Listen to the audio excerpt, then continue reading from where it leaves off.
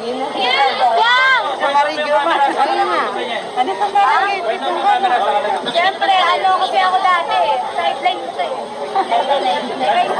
Ayaw mo nag-ikat kami. Nga na po ang magtigas ang iyas.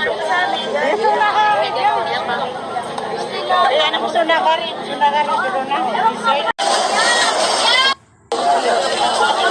Hi, Colette! Hello po!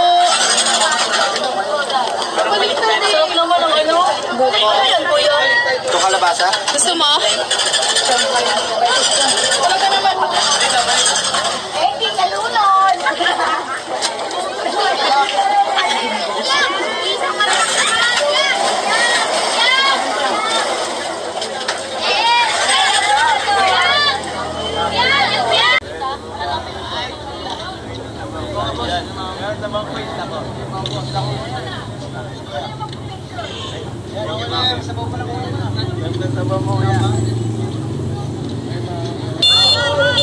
Ay!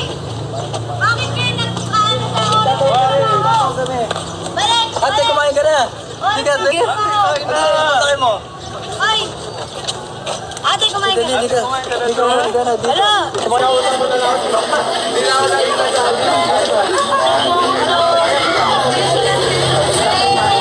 Kailangan mo kumain. More.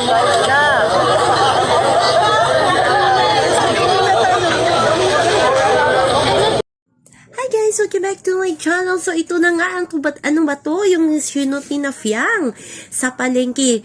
Teleserye ba ito ng PBB Gen 11? Kasi magkasama yung Big 4 at si GM, Jarin at JP. Tatlong J ng PBB Gen 11. Ayan, naging kargador si Fiang. Grabe, buhat na buhat ni Fiang ang 25 kg ata. Yan, nabigyan silang dalawa ni Kulit at si JM naman. Naging servidor sa isang karinderya kasama si JP at si Jarin.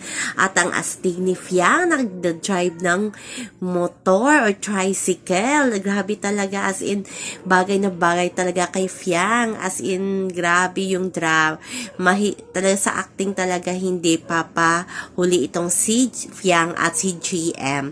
At syempre, ang Big 4 kasama si Kai, si Rain at si Kulit. Ang cute din ni Kulit, nang hingi pa ng squash seed ata yan sa palengke. O diba? As in, hindi maarte itong si Kulit. At si Jaren din, tagabuhat din ng mesa. Ang cute lang ng mga PBB Gen 11. Grabe yung blessing sa kanila. Siguro miniserye nila ito, kaya abangan natin yan. So yun lang po guys ang ating update sa ngayon. Hanggang sa muli. Bye-bye. Always remember, wag po tayong magpaka-stress. Please like, share, subscribe my channel para ma-update